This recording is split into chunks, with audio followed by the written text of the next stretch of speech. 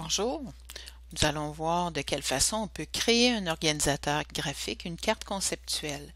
C'est une nouvelle fonction de Notebook 15. On ajoute une page, on vient chercher cette fonction dans les modules complémentaires. Le symbole qui représente cette fonction est la tête qui est ici. On clique une fois, ce qui nous donne une première boîte pour écrire un mot. On peut le positionner en cliquant dans le centre. Pour écrire un mot, on double-clique et on écrit notre mot. Alors, je veux parler du hockey. Je veux m'ajouter des liens. Alors, je clique sur le plus qui me donne une seconde boîte. Je peux la positionner à l'endroit où je veux. Je vais la mettre ici. Je vais double-cliquer. Je vais dire qu'ici, on va parler des positions. Je veux un autre lien avec mon mot hockey.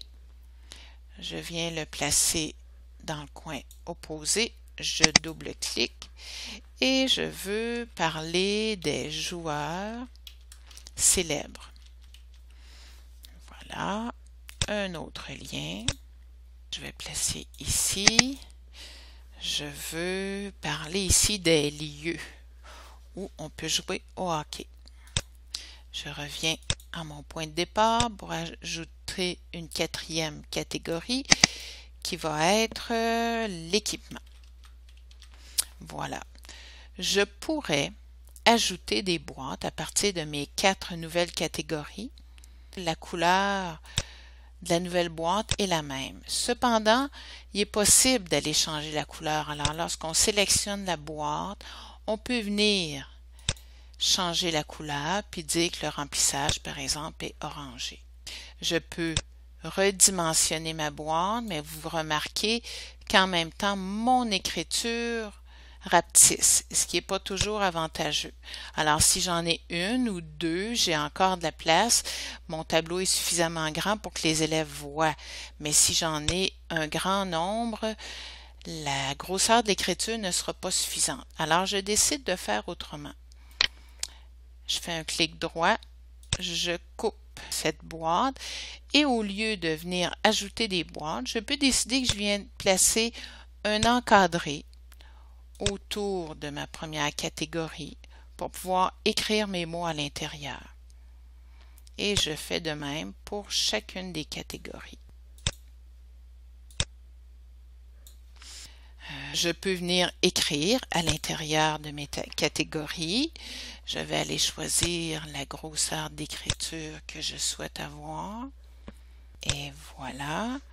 Les positions, alors par exemple, gardien de but, défenseur.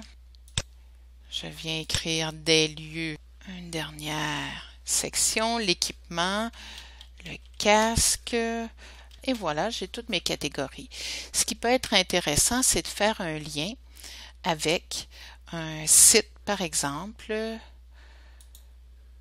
Vous avez ici, sur EduGroupe, sur le portail, vous pouvez aller dans Ressources éducatives, aller dans les ressources numériques, dans le dictionnaire visuel, par exemple, si j'écris hockey, français, ça contient le mot hockey et je fais chercher. J'ai différents choix ici. Je vais choisir le hockey sur glace. Je vais dans la catégorie et je peux aller voir, par exemple, les positions. Je peux aller voir les positions des joueurs. Pour faire un lien, je vais cliquer sur mon adresse, faire un clic droit, copier et je vais retourner ici sur ma carte conceptuelle. Je vais prendre ma souris, sélectionner mon rectangle qui est ici, aller dans mon menu déroulant de ce rectangle, cliquer sur lien, un clic droit, coller.